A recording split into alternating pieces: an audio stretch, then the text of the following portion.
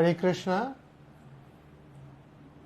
স্বাধীন সার্বভৌম অসাম্প্রদায়িক বাংলাদেশের অভ্যুদয়ের পর থেকে আজ পর্যন্ত যেই জাতি রাষ্ট্রটি গণতন্ত্র, সমাজতন্ত্র, ধর্মনিরপেক্ষতাবাদ ও জাতীয়তাবাদের উপর ভিত্তি করে গড়ে উঠেছে, সে আদর্শিক রাষ্ট্র ব্যবস্থার সূচনা লগ্ন থেকে আমরা যারা সংখ্যালঘু সনাতন ধর্মাবলম্বীরা, তারা বারংবার আমরা এই রাষ্ট্রযন্ত্রে পীড়িত হয়েছি, নিপীড়িত হয়েছি, নির্যাতন এবং বিবিধ আক্রমণের শিকার হয়েছি। অত্যন্ত পরিতাপের বিষয় হচ্ছে এই, আজ পর্যন্ত বাংলাদেশের কোনো সাম্প্রদায়িক নিপীড়ন, নির্যাতনের কোনো সুনির্দিষ্ট বিচার এই বঙ্গভূমির মাটিতে সুসম্পন্ন হয়নি।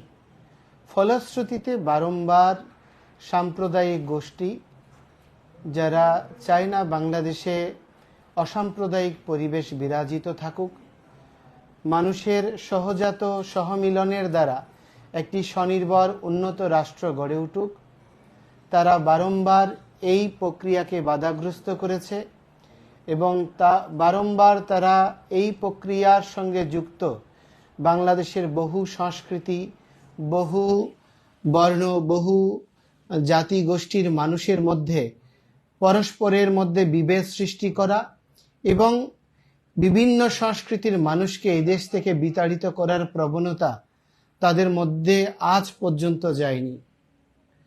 বাংলাদেশের এই আধুনিক সমাজ ব্যবস্থায় বর্তমান শিক্ষিত ছাত্র যুব জনতা তারা বাক স্বাধীনতা, গণতন্ত্র এবং একটি প্রগতিশীল রাষ্ট্র বিনির্মাণের জন্য আন্দোলনের মাধ্যমে একটি শাসন ব্যবস্থার পরিবর্তন সাধন করেছে। এই পরিবর্তনের সঙ্গে বাংলাদেশের মুসলমান, হিন্দু, বৌদ্ধ, খ্রিস্টান, ক্ষুদ্র নৃগোষ্ঠী থেকে শুরু করে সমস্ত জাতিগোষ্ঠীর যুব জনতারা যোগদান করেছে এবং তার চূড়ান্ত পরিণতিতে সরকারের পরিবর্তন হয়েছে এবং বাংলাদেশের আপামর জনসাধারণের সঙ্গে সঙ্গে আমরা হিন্দু ধর্মাবলম্বীরাও আশা করেছিলাম, সংখ্যালঘু জনগোষ্ঠীও আশা করেছিল যে এখন আমাদেরও একটা সুন্দর সহাবস্থানের দ্বারা অগ্রগামী একটি জাতিরাষ্ট্র বিনির্মাণের অংশ হতে পারব এবং আমরা নিরাপদ এবং সুরক্ষিত থাকতে পারব। কিন্তু দুর্ভাগ্যের বিষয় 5ই অগাস্টের এই পট পরিবর্তনের পর থেকে ধারাবাহিকভাবে বাংলাদেশের বিভিন্ন জেলায় বিভিন্ন সনাতন ধর্মাবলম্বী জনগোষ্ঠীর উপর যে দুর্যোগ, যে আক্রমণ, নিপীড়ন শুরু হয়েছে, বিভিন্ন মঠ মন্দির আক্রান্ত হচ্ছে, তাতে আমরা অত্যন্ত আশাহত এবং ভারাক্রান্ত হৃদয়ে এই জাতি রাষ্ট্রে বাংলাদেশের সনাতন ধর্মাবলম্বীরা এবং অপরাপর সংখ্যালঘু জনগোষ্ঠী ভবিষ্যতে তাদের সংস্কৃতি, কৃষ্টি, আদর্শ, ধর্ম নিয়ে বাঙালি জনগোষ্ঠীর অংশ হয়ে টিকে থাকতে পারবে কিনা আমরা সন্দেহ পোষণ করছি। এবং যখন আমরা এই ছাত্র যুব আন্দোলন হয়েছে, তখন একটা জিনিস আমরা পরিলক্ষিত করেছি এবং সবাই বলেছেন যে বাংলাদেশে মুক্ত চিন্তা, বাক স্বাধীনতা এটি নেই, যার ফলশ্রুতিতে স্বাধীন রাষ্ট্র ব্যবস্থায় মানুষের মতামত যথার্থভাবে প্রতিফলিত হচ্ছে না, এই দাবিটি সকলেরই ছিল। কিন্তু অত্যন্ত দুর্ভাগ্যের বিষয়, এই নতুনভাবে স্বাধীন রাষ্ট্র হয়েছে, নতুন অভ্যুদয় হয়েছে, এই প্রেরণাটুকু মানুষকে যতটুকু না আশান্বিত করেছে, আমাদের সংখ্যালঘুদের মাঝে সেটি তত বিভৎসতার প্রতীক হয়ে এসেছে এবং তার পরিণতিতে আজ পর্যন্ত আমাদের এই বাংলাদেশের প্রথম সারির যতগুলো গণমাধ্যম রয়েছে তারা নিশ্চুপ রয়েছে, যেই তারা যথার্থভাবে এই সত্যগুলো উপস্থাপন করছে না, এবং যা সোশ্যাল মিডিয়া এবং সচেতন ছাত্র যুব জনতারা যতটুকু এটি তুলে ধরছে, কিন্তু সেই পরিমাণ আমাদের ইলেকট্রিক মিডিয়া, প্রিন্ট মিডিয়া থেকে শুরু করে আমাদের বাংলাদেশের গণমাধ্যমের সেই রকম ভূমিকা, এবং বাংলাদেশে যারা মুক্ত চিন্তার মানুষ, যারা অসাম্প্রদায়িক প্রগতিশীল মানুষ, বাংলাদেশের রাষ্ট্র ব্যবস্থায় যারা প্রথিতযশা বুদ্ধিজীবী, তাদের ঠিক সেই রকম সোচ্চার দেখা যাচ্ছে না। কিন্তু এই দুঃখের মাঝেও আমাদের কিছুটা হলেও আশা জাগিয়েছে বাংলাদেশের রাজনৈতিক দলসমূহের শীর্ষ নেতৃবৃন্দ, যথাক্রমে বাংলাদেশ জাতীয়তাবাদী দল বিএনপি, বাংলাদেশ জামায়াতে ইসলামী, বাংলাদেশ হেফাজত ইসলাম সহ বাংলাদেশ জাতীয় পার্টি সহ বিভিন্ন রাজনৈতিক দলের নেতৃবৃন্দরা এই পরিস্থিতিতে সনাতনীদের পাশে দাঁড়ানোর জন্য, বিভিন্ন মঠ মন্দির সুসংরক্ষণের জন্য আহ্বান জানিয়েছে। এটি এই প্রথম সর্বদলীয় একটি সহযোগ আমরা দেখছি। সব দল একসাথে কথা বলছে, এটি আমাদেরকে কিছুটা হলেও অনুপ্রাণিত করছে। এবং হেফাজতে ইসলাম থেকে শুরু করে জামায়াতে ইসলাম, বিএনপি সহ অনেক রাজনৈতিক দলের নেতৃবৃন্দ এবং অনেক যুব ছাত্র জনতা যারা এই আন্দোলন করেছে, তাদেরও অনেকে বিভিন্ন মঠ মন্দিরের পাশে দাঁড়াচ্ছে, এটাও আমাদেরকে কিছুটা হলেও আশ্বস্ত করেছে। কিন্তু আমাদের ভাববার বিষয় এবং আমাদের জাতিরাষ্ট্রে সমস্ত মানুষের ভাবনার বিষয় হচ্ছে এই, বাংলাদেশের প্রতিটা মানুষ রাজনৈতিক সচেতন, এবং প্রতিটি মানুষ তারা এই রাষ্ট্র ব্যবস্থায় হয় বিএনপি, নয় আওয়ামী লীগ, নয় জাতীয় পার্টি, নতুবা জামায়াতে ইসলামী বা হেফাজত ইসলামের সঙ্গে কোনো না কোনোভাবে যুক্ত। তো সমস্ত দলগুলির অনুগামীরা সারা বাংলাদেশে ছড়িয়ে ছিটিয়ে রয়েছে। সবাই যদি সচেতন হয়, সবাই যদি আন্তরিক হয়, তাহলে এই ধরনের অপতৎপরতাকারী সাম্প্রদায়িক সহিংস গোষ্ঠী, তাদেরকে চিহ্নিত করা খুব বেশি দুরূহ বিষয় নয়। কিন্তু সেই রকম তৎপরতা যদি আমরা দৃশ্যমান করতে সমর্থ হই, সমস্ত দল মত নির্বিশেষে একটি অসাম্প্রদায়িক রাষ্ট্র বিনির্মাণের জন্য যদি সকলে সহযোগ দান করে, তাহলে এই ধরনের উচ্ছৃঙ্খলতাকারী সাম্প্রদায়িক গোষ্ঠীকে নির্মূল করা কোনোভাবে কষ্টসাধ্য হবে না। কিন্তু আজ পর্যন্ত আমরা বাংলাদেশের নবনির্বাচিত নতুনভাবে দায়িত্বপ্রাপ্ত অন্তর্বর্তী সরকারের প্রধান, আমাদের এই চট্টগ্রামেরই গৌরব ডক্টর মোহাম্মদ ইউনূস, যিনি নোবেল বিজয়ী, এবং অনেক প্রায় 6 জন উপদেষ্টা রয়েছে এই চট্টগ্রামে, এবং বাংলাদেশের বিভিন্ন স্থানের প্রতিনিধিত্বকারী, বিভিন্ন শ্রেণী পেশার প্রতিনিধিত্বকারী প্রথিতযশা ব্যক্তিদের দ্বারা একটি অন্তর্বর্তী সরকার গঠিত হয়েছে, যারা সকলেই বুদ্ধিদীপ্ত, জ্ঞানগর্ভ এবং পাণ্ডিত্যপূর্ণ, এবং সকলের দৃষ্টিভঙ্গি অত্যন্ত স্বচ্ছ বলে আমরা মনে করি।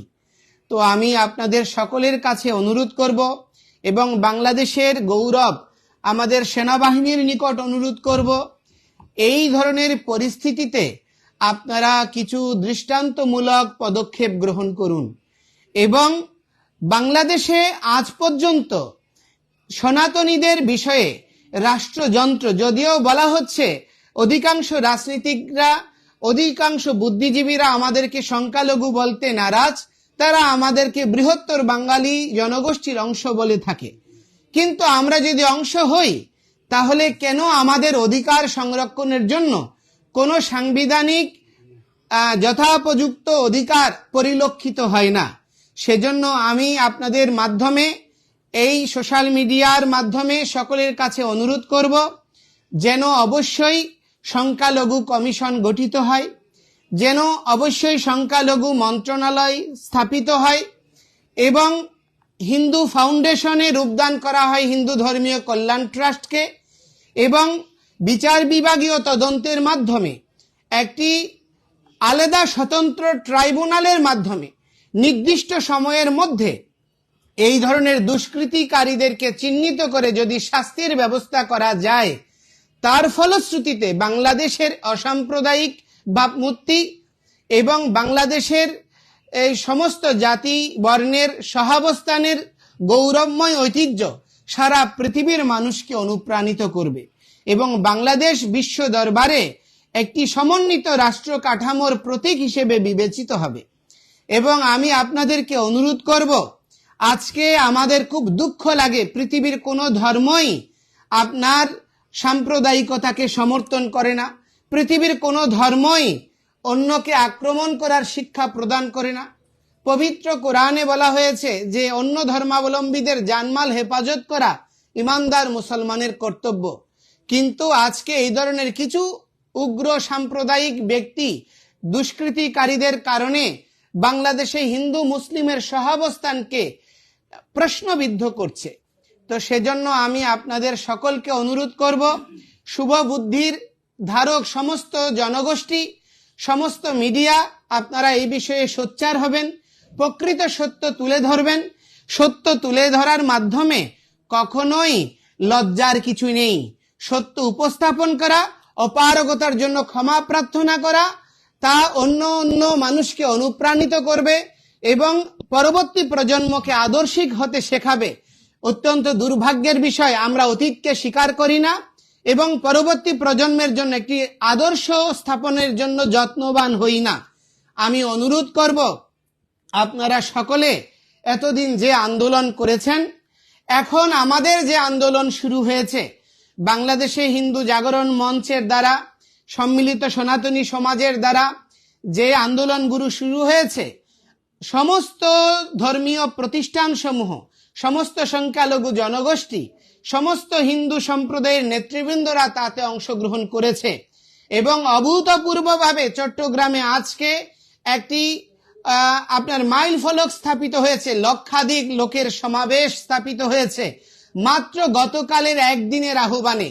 তো আমি আপনাদের সকলকে অনুরোধ করব যে দয়া করে আগামীকাল হিন্দু বৌদ্ধ খ্রিস্টান ঐক্য পরিষদ, পূজা উদযাপন পরিষদ সহ আমাদের সংস্কৃতি মনা সমস্ত সংগঠন এবং ধারাবাহিকভাবে অন্যান্য সংগঠন যে প্রতিবাদ কর্মসূচিগুলো প্রদান করছে, আমাদের সনাতনীদের কাছে অনুরোধ করব যে কোনো বিভেদ বৈষম্য ভুলে গিয়ে এবং কোনো ধরনের হীনমন্যতা হৃদয়ে লালন না করে, আমরা কে কোন ব্যানারে আছি সেটা বড় করে না দেখে সকলেই এই আন্দোলনে সহযোগ দান করুন।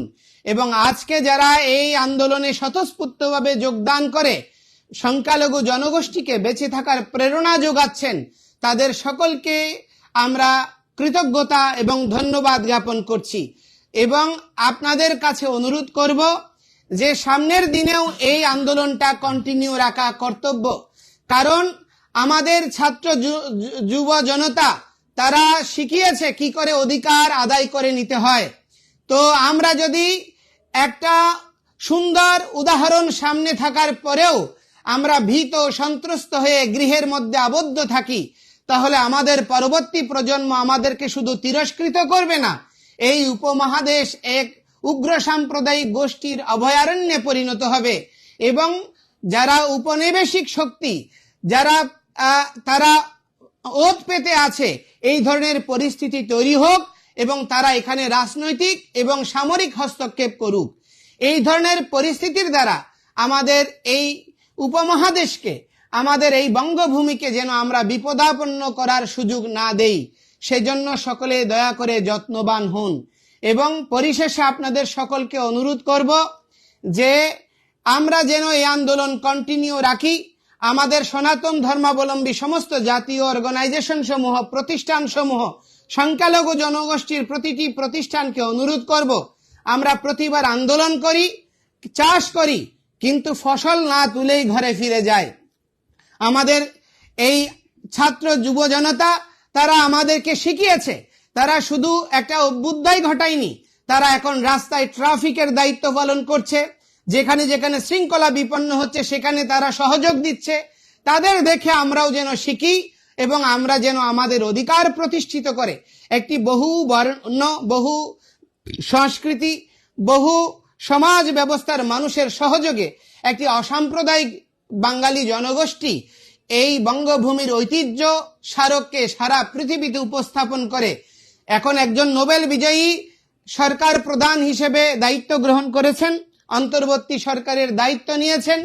এই খ্যাতনামা ব্যক্তি যেভাবে দায়িত্ব নিয়েছেন সেইভাবে বাংলাদেশকে একটি খ্যাতনামা প্রতিষ্ঠানে, একটা দেশে পরিণত করার জন্য আমরাও প্রযত্নবান হই, এই প্রার্থনা জানিয়ে আমি আমার বক্তব্য শেষ করছি।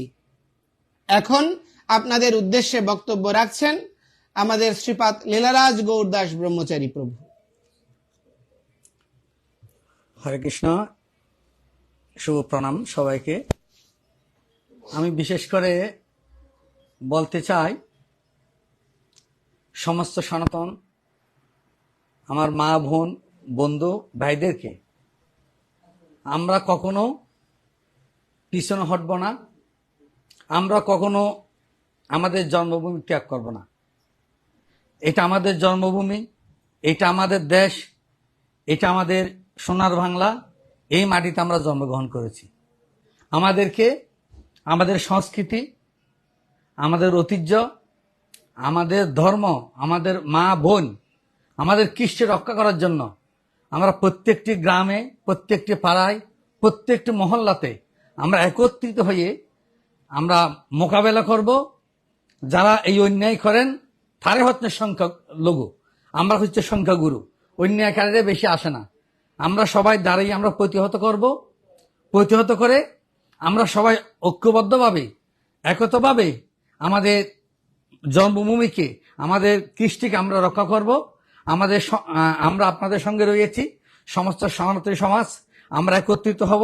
এবং যারা এখনো বিচ্ছিন্নভাবে রয়েছেন আপনারা সবাই একতা হয়ে গ্রামে গঞ্জে পাড়ায় মহল্লায় একতা হয়ে সবাই আপনারা প্রতিহত করুন। আগামীকালকে যে আমাদের অনুষ্ঠান আন্দরকিল্লাতে আপনারা এই প্রতিবাদ সভাতে সবাই আসবেন। আমরা একত্রিতভাবে আমাদের এই আন্দোলন আমরা এগিয়ে নিয়ে যাব। যতক্ষণ পর্যন্ত আমাদের এই অধিকার আদায় হবে না অতদিন কিন্তু আমরা মাঠ থেকে ফিরে আসবো না। সবাইকে শুভ প্রণাম জানিয়ে আমি শেষ করছি। হরে কৃষ্ণ, শুভ প্রণাম।